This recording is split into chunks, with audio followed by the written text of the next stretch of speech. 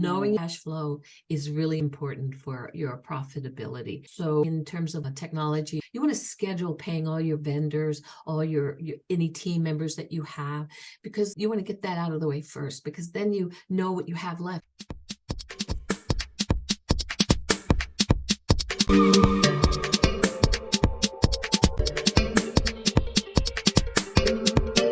Hello, and welcome to Chatting with the Expert TV show.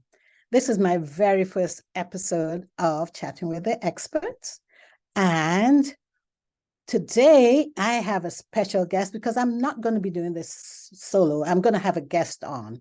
So I'm going to tell you all about my guest. We're going to be talking about how to scale your woman-owned business. My guest's name is Nanette Thelemaque, and she is an accomplished entrepreneur and a passionate advocate for small businesses. She's a woman whose dedication to both professional and personal growth is truly inspiring.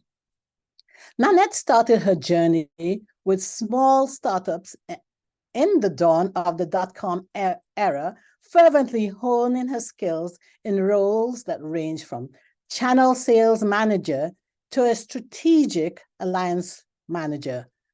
Faced with the dot-com bubble burst in 2000, she demonstrated impeccable reliance, using that phase to chart out a promising new career path. Nanette's career story is one of grit, adaptability, and constant evolution. Her journey outlines her staunch commitment to her personal and professional life, making her an empathetic and experienced pillar in the world of entrepreneurship.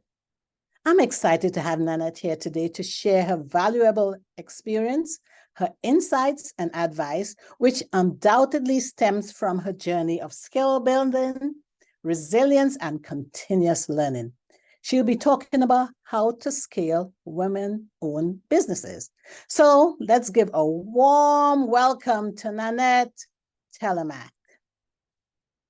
Hello, Nanette. Hi. Thanks so much for joining me today. I'm so excited to have you on. I'm excited to be here. Thank you for asking me. Sure. So I introduced you as a solopreneur. And I know that you have been in the solopreneur business for a few years. Yes. So that's why you want to talk about how to scale businesses, particularly emphasis on women-owned businesses, correct? Correct. All right. So let's do that. That sounds great to me. Let's get started. All right. So first of all, when we talk about scaling, and let's get the biggest risks and challenges is lack of planning, failed marketing, financial challenges, poor management, lack of systems and processes. The idea is that small business must deal with many risks and challenges affecting their growth and success. And overcome these challenges is essential for small businesses and small business owners to have a solid business plan and seek expert advice like SBA and SCORE and CBDC, which is Small Business Development Centers and places like that.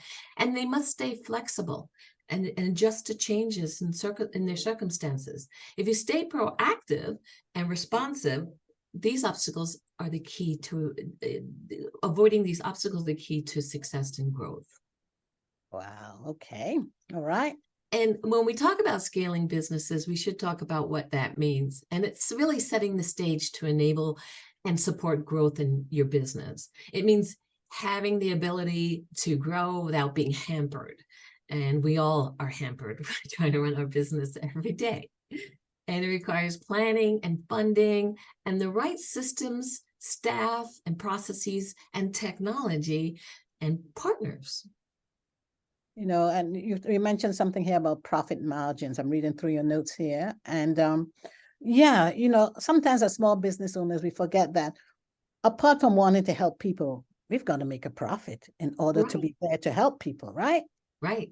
And that's an uncomfortable thing when you have to, when you try to work with getting your profit margins right, but it's something that women have to do, it's the uncomfortable part. Mm, So to scale your business, you have to understand your business landscape. mhm. And what that means is research. Okay, research into the industry that you're selling into. So you have to know market trends. You have to do market analysis. Mhm. Understanding your business is crucial, and it provides valuable insights into your environment in which you're doing business.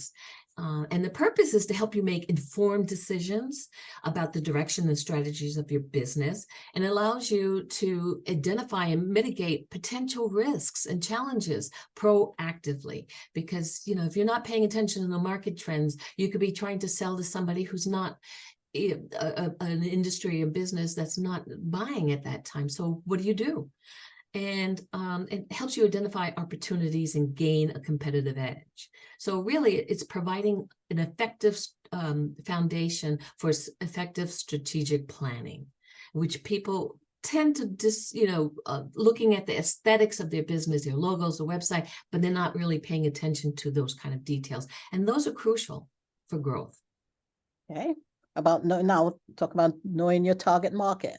Exactly. So research is the key. So the key steps and considerations in understanding your business landscape is, again, the research, analysis and adaptability. So small businesses should use this understanding as a foundation for their scaling strategies, and regularly visit and update it as markets tend to evolve. Our business and the markets are dynamic, they're not static. And so if you're not paying attention and being aware of changes, you're going to find yourself in a bad place, and it's not ideal for scaling. And Okay, financial so health. I'm going to stop you at one point. They Yeah. talk about doing market trends. Now, who does the research for you? Is that something that we have to do? Do you encourage people to, get help if they need it? I encourage them to get help. I mean, look, we're running our business. We're trying to grow it.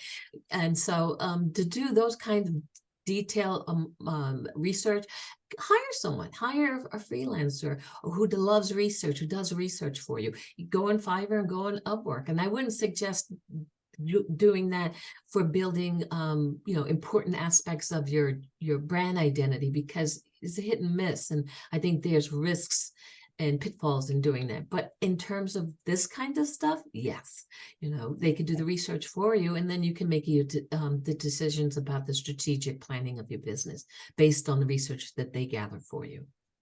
Okay, that's great to know. Okay, let's talk now about the financial health. I know that's Yes, that's the part that's the hardest for women, right? Because I don't yeah. want to see I don't want to see what my cash flow, but that's the oxygen of your business.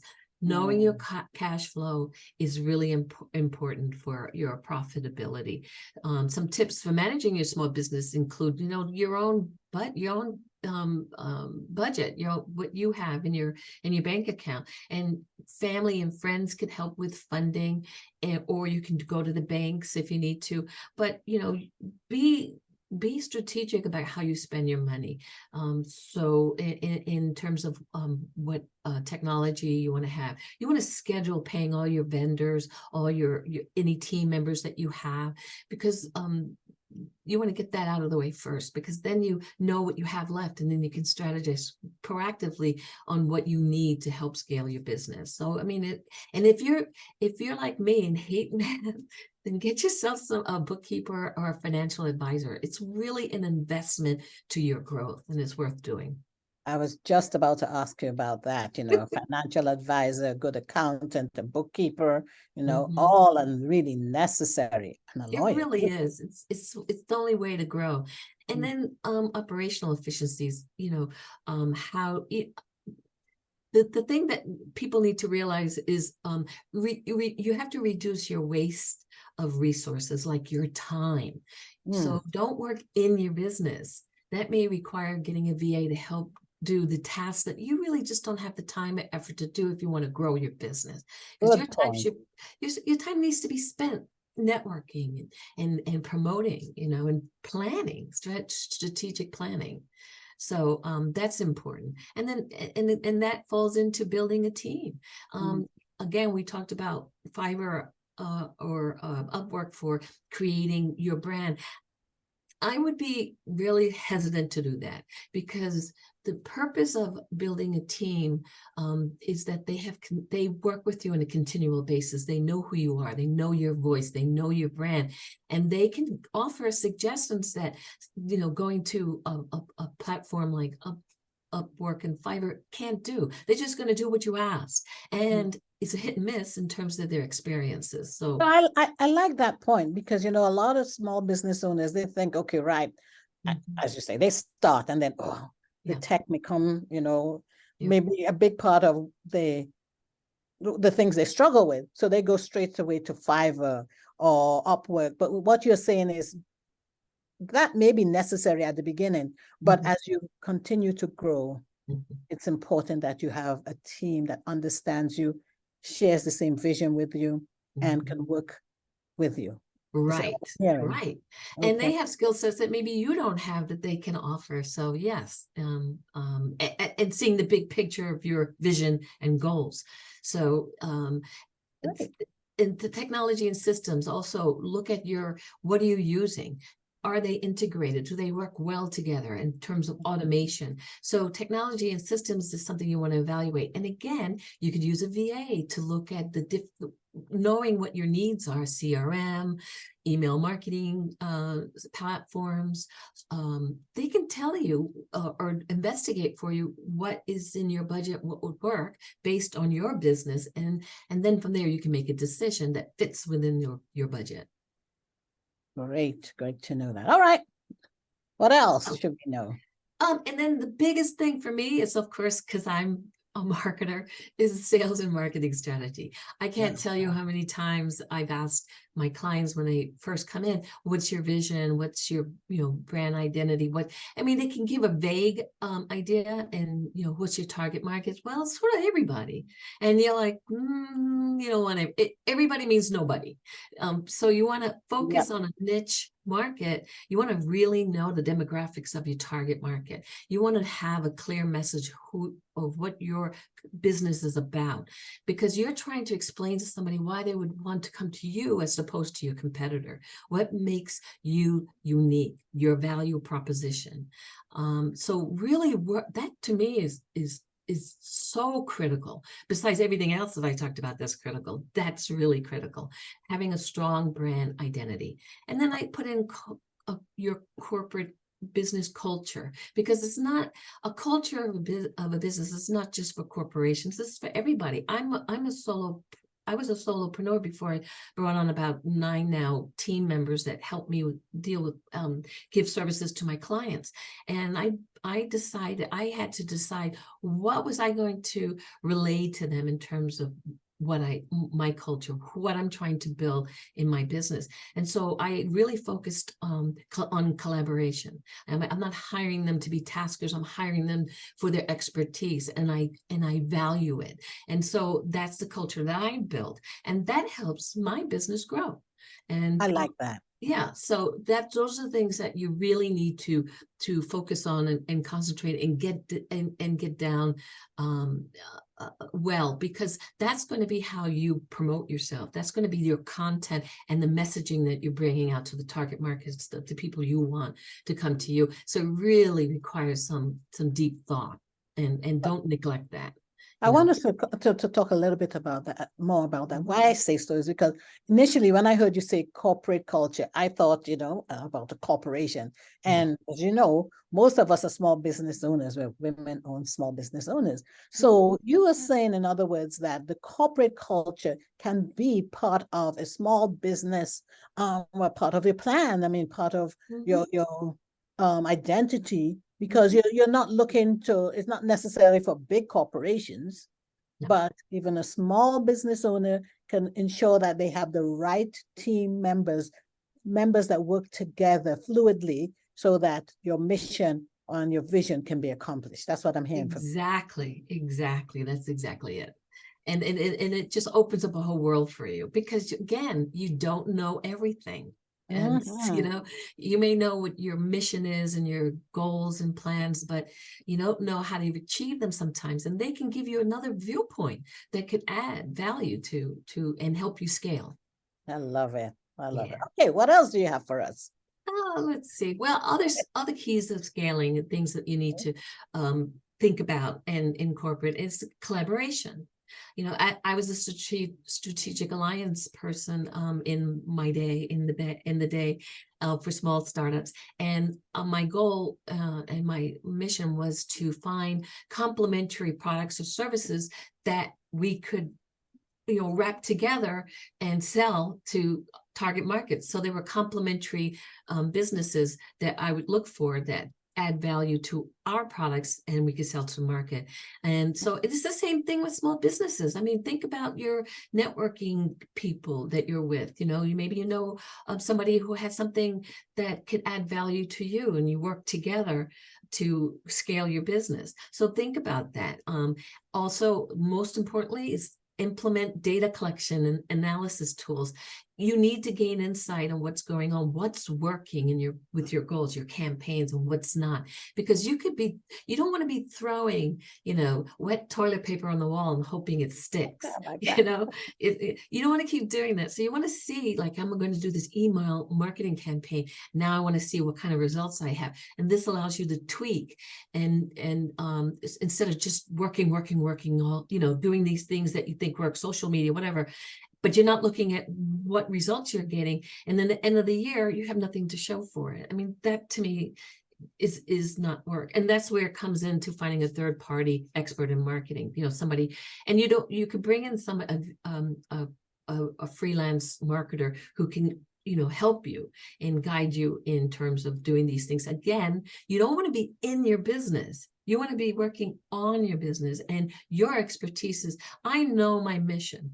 I know my brand and I know how to speak to it. So I'm going to go to these networking events and I'm going to work with my marketing VA to plan out, you know, my messaging and what I'm and to the target markets that I want to sell my business to.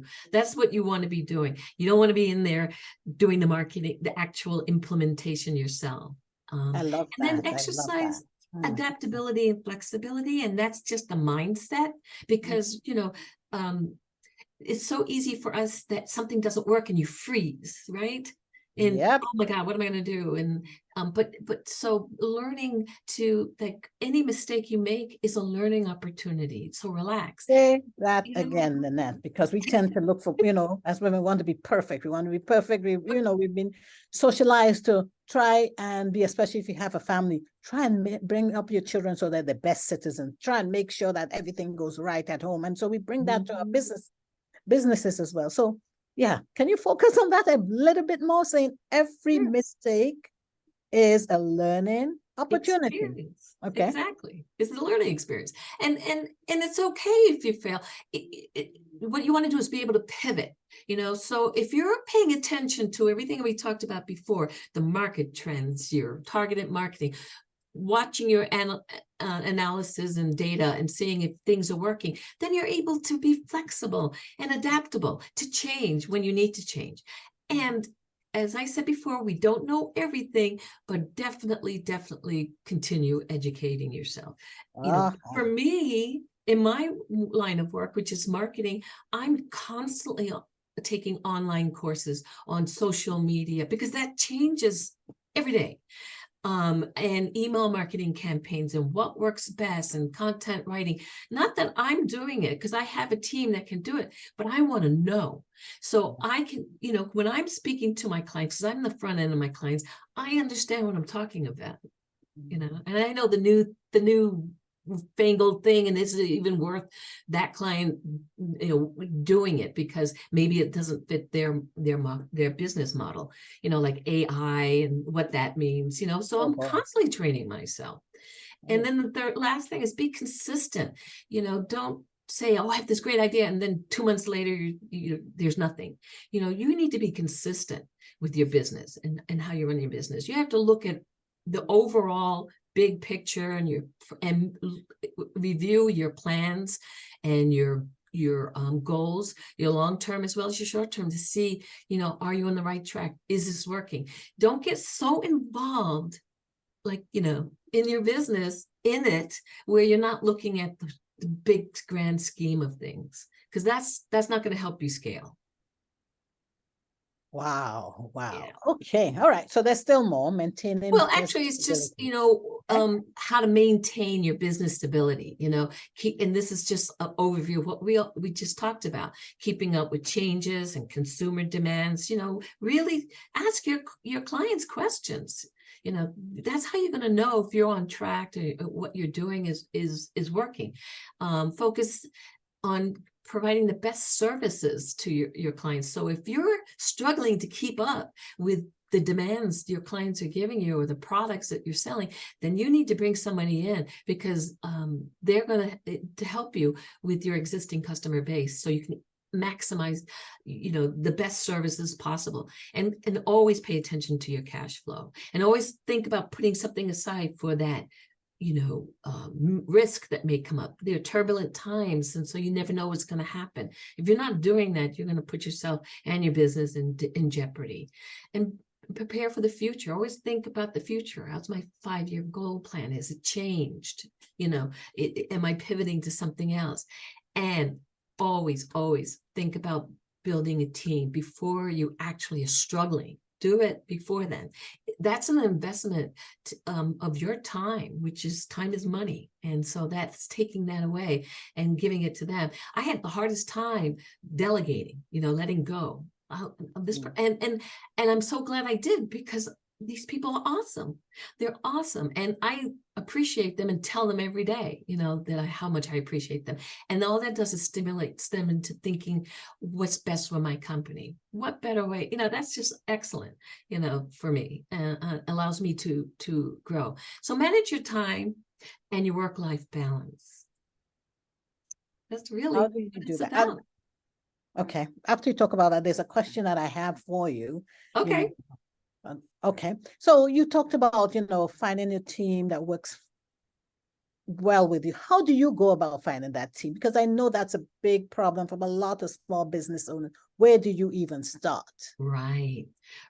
There are so many organizations like VA Networking, Freelance You, which has people who are trained by them on how to be good VAs. And so those are places that you could look. When I was starting out, I was a part of those groups, because I had started out being a VA, but now I'm a marketer, because that's what everybody seemed to have wanted. So that's where I focus on. And I have a sales and marketing background. But in the beginning, I got to know these awesome men and women who were VAs and had specialized skills, some social media, some in web design.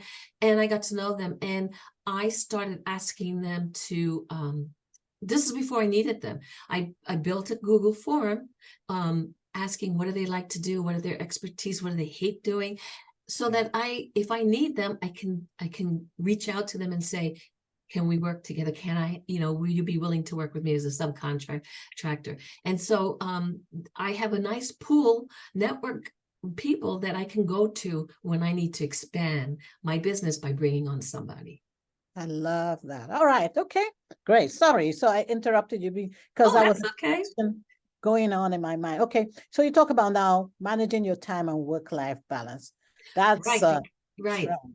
That's hard, isn't it? It is.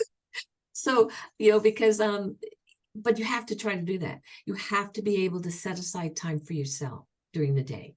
I break off my Thursdays as my time, whether I'm, going over my strategy, my business plan, or deciding what I need to know or research or train myself on. That's my day, and so I use that for that. But during the day when I'm working, I stop for breaks. You have to do that, or you're not going to, you're just going to burn out, and you don't want to get to that part.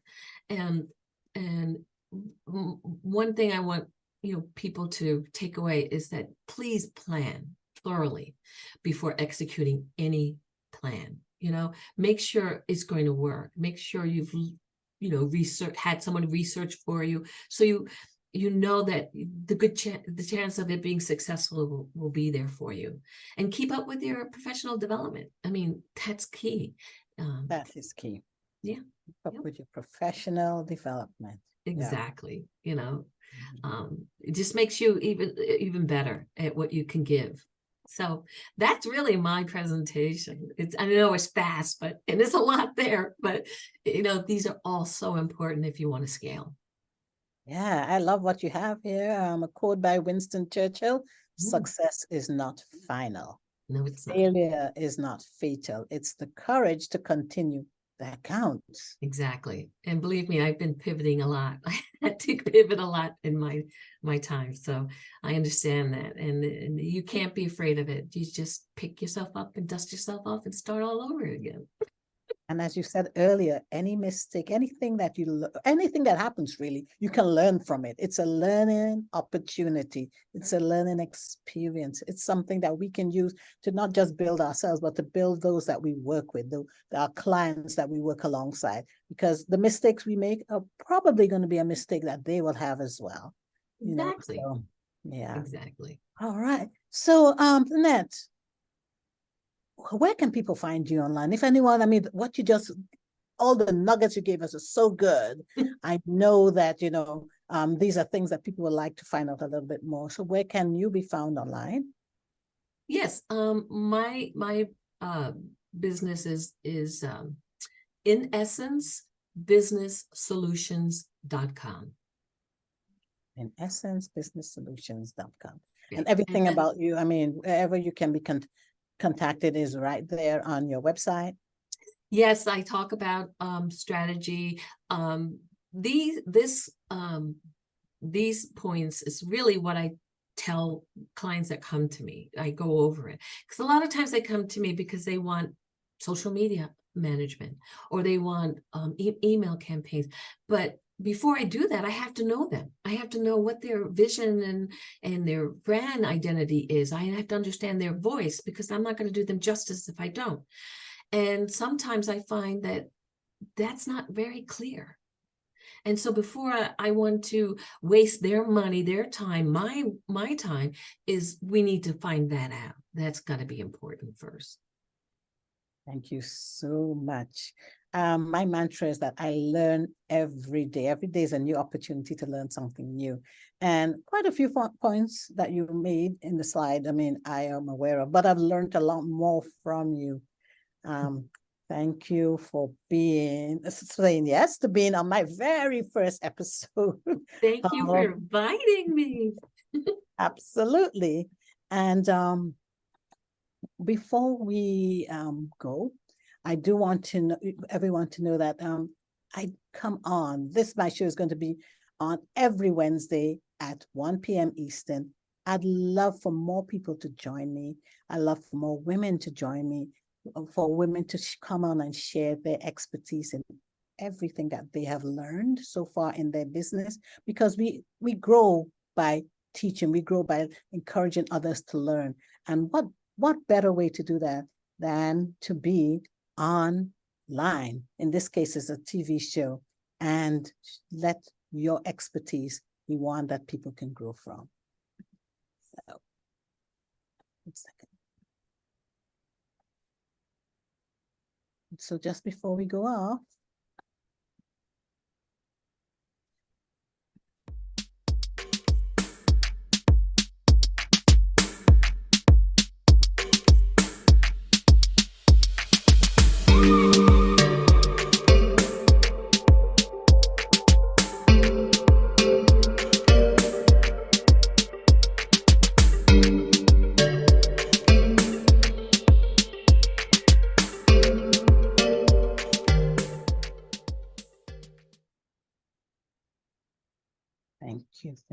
thank you to all who were my guests today, and to all who are planning to be guests on Chatting with the Experts. Please just reach out to me on my website, which is chattingwiththeexperts.com.